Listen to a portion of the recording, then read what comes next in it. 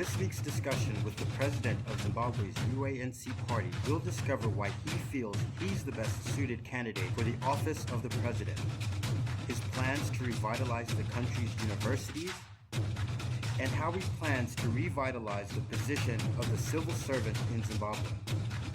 To hear the entire interview, look for the UANC party across all your social media platforms, and join us on our new YouTube channel for this and other interviews.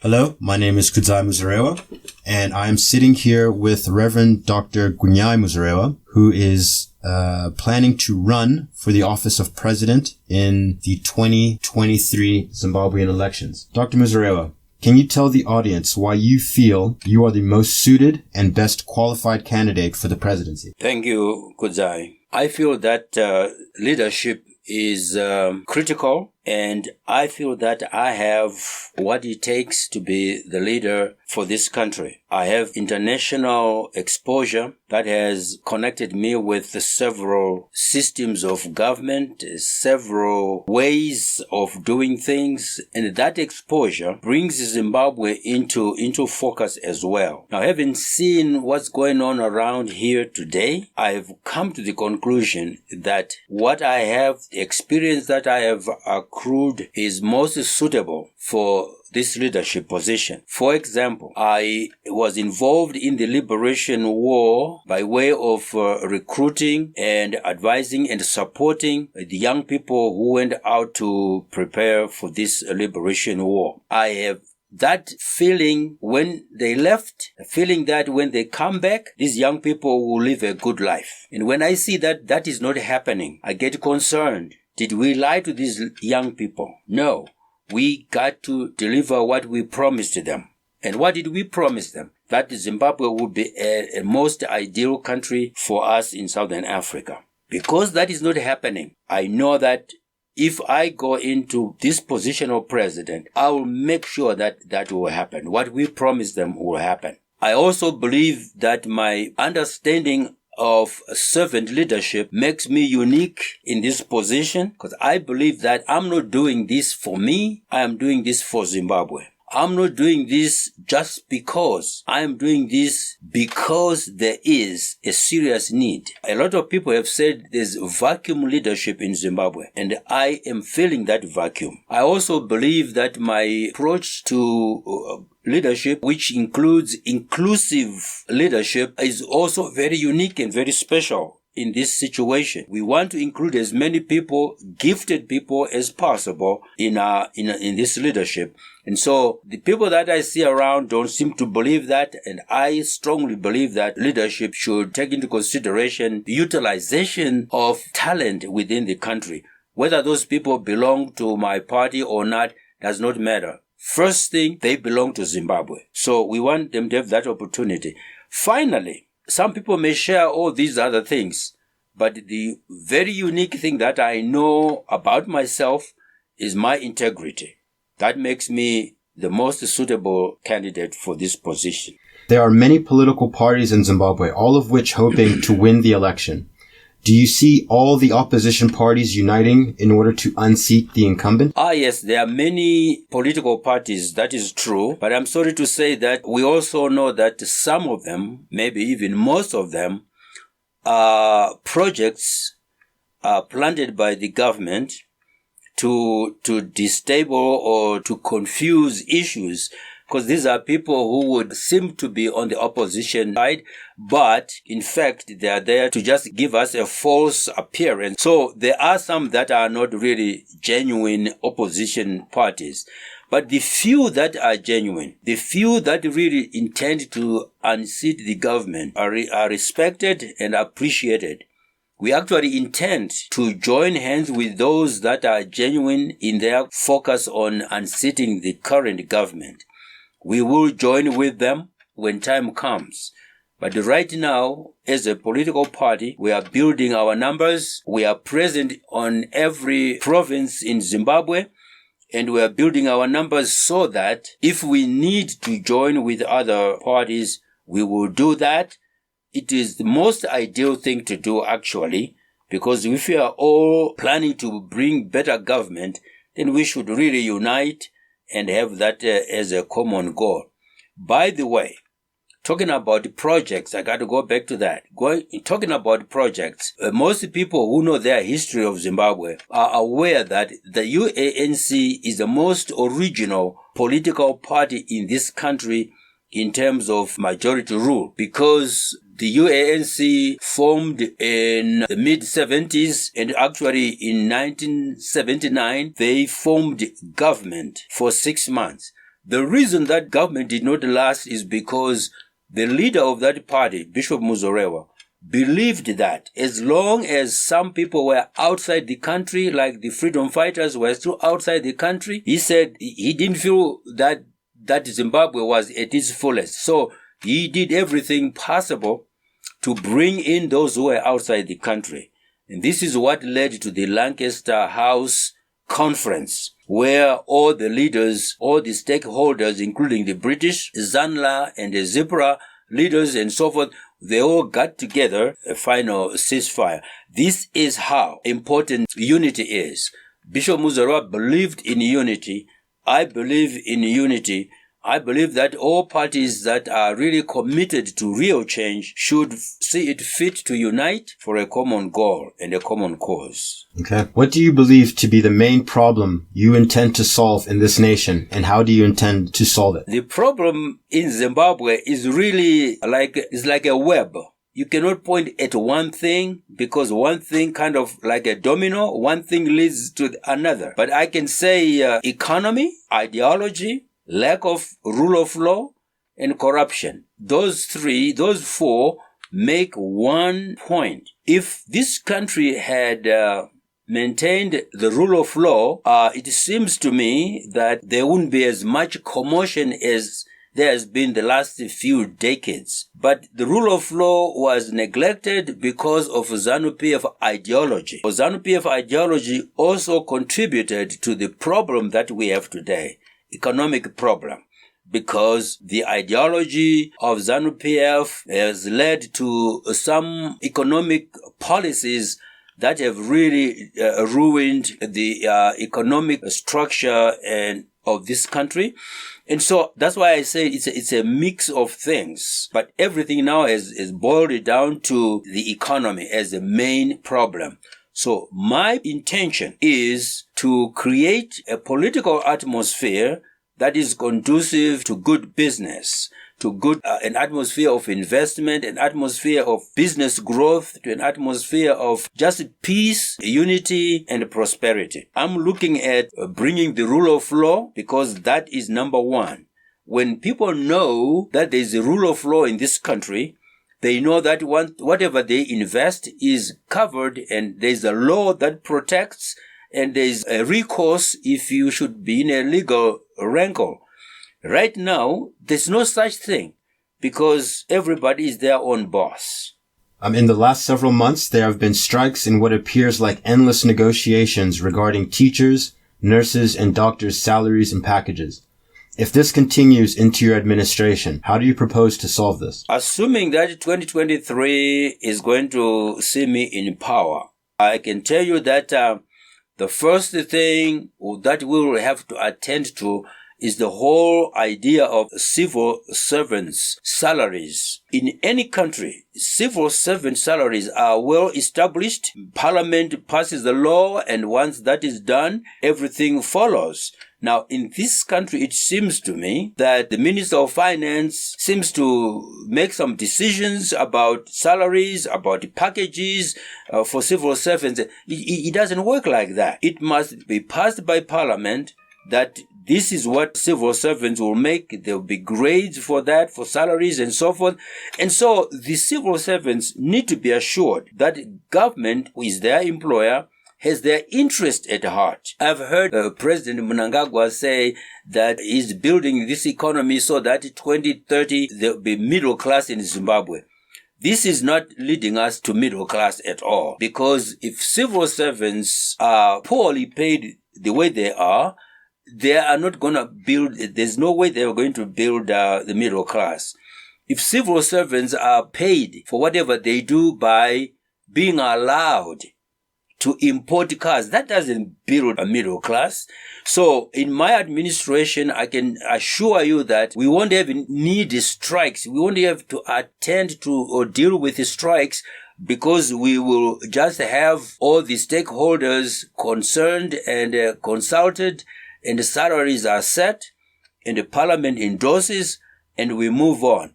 It is always very important that civil servants are happy, because they are the machinery of the government. If these people are not happy, how can you expect them to work efficiently?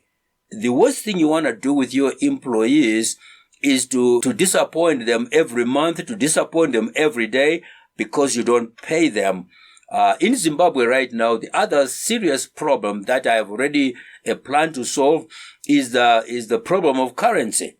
We must have a stable currency. We will have a stable currency, and we have that in the works. And so with a stable currency, business will be good, our salaries will be meaningful to the people, and we won't have to worry about giving them extra packages in lieu of salary. I just believe, let's pay them their legitimate salary, and they'll do whatever they want with it. Can you tell us something about your foreign policy? Foreign policy is always a tricky thing, but to put it simply, first of all, Zimbabwe must be a non-aligned state. That doesn't mean that we don't have friends. We make friends.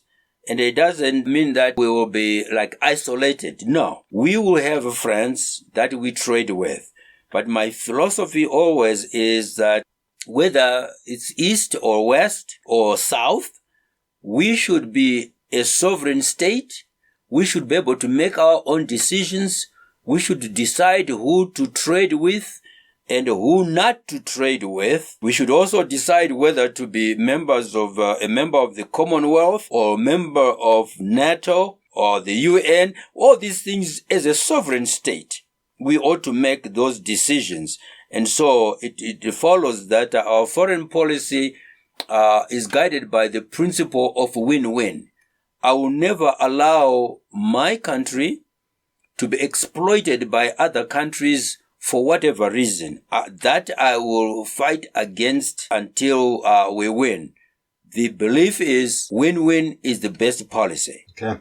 What are your thoughts about Zimbabwe's diaspora community? Specifically, what would you do as president vis-a-vis the diasporans? I'm very concerned about the people, about Zimbabweans who are in the diaspora. Myself, I work in the United States because I was unable to find a job in this country. I have the highest degree of education. There are institutions here, but the way people are hired is such that if you happen to not belong to ZANU-PF, then it's difficult to get a job in this country. Now, so one thing I'm going to do about the diasporic community is to make sure that Zimbabwe works under the rule of law. We have rule of law. Rule of law says if there's any injustices done, someone can appeal to the courts and so forth. So I'm saying all this to say that the diasporic community are there because they cannot work here. So we should create conditions of work in this country. We should create conditions of businesses in this country. We should make Zimbabwe great. We should make Zimbabwe a country to go to. We should not make Zimbabwe a country to run away from. So the people who are in diaspora, if they are looking for opportunities there to do business, we want to make Zimbabwe just as good a match as whatever they have out there. But they are out there because out there, for the most part, there is the rule of law.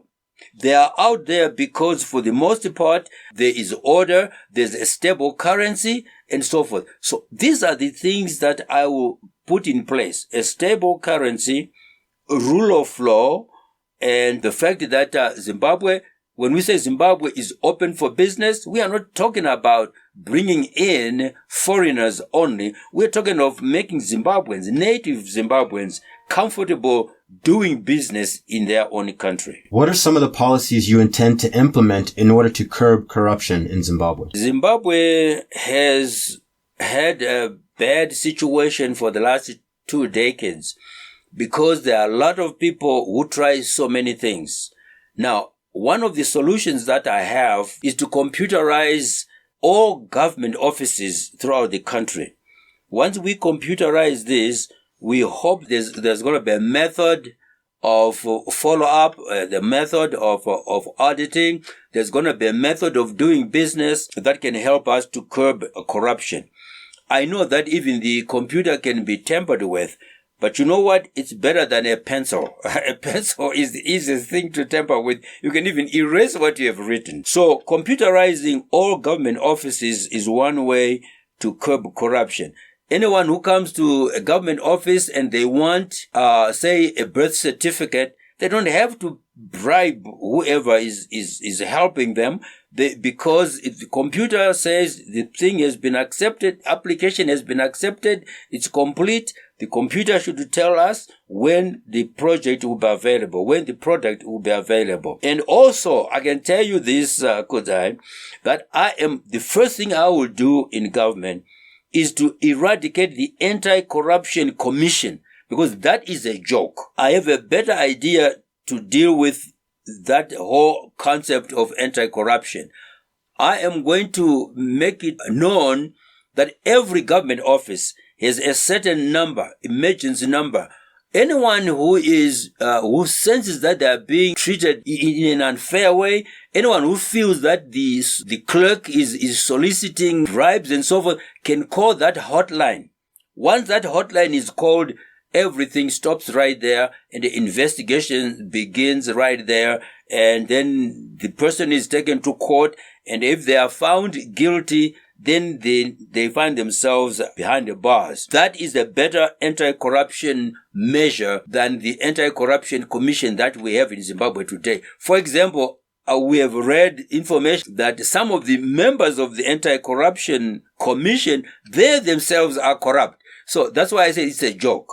So I'm not going to work with that. I want to say every Zimbabwean is an Anti-Corruption Commission member, in the sense that they can turn in anyone who's acting in a corrupt manner. Anti-corruption has made many people poor in Zimbabwe. So we really want to be faithful about this and work towards transparency and work towards faithfulness and so forth, so that country may rise to a better level. Corruption has really made Zimbabwe poorer than it ought to be, or than it has been ever.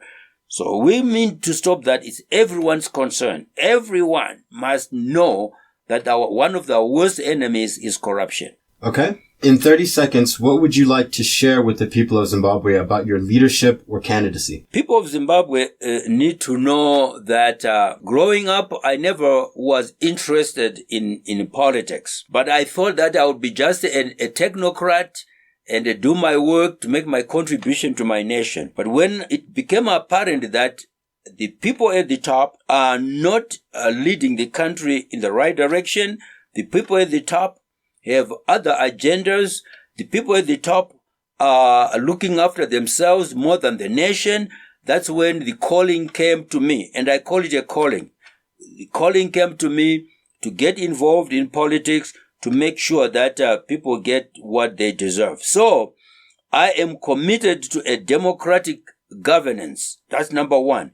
I am committed to caring for all the people. It doesn't matter what party you belong to. It doesn't matter what tribe you belong to. If you are a Zimbabwean, I care for you as president. I also know that to be a good leader, I got to be honest. I got to have that integrity and make sure that what I say as head of state is fair and just for everybody. Listen, I can tell you this. I don't only answer to the constitution of the land.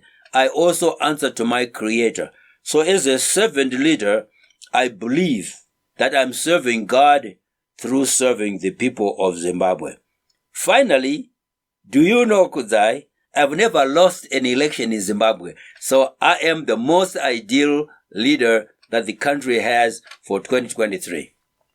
All right. Thank you very much. Those are interesting statistics. Welcome. Okay. All right. Thank you very much, Dad.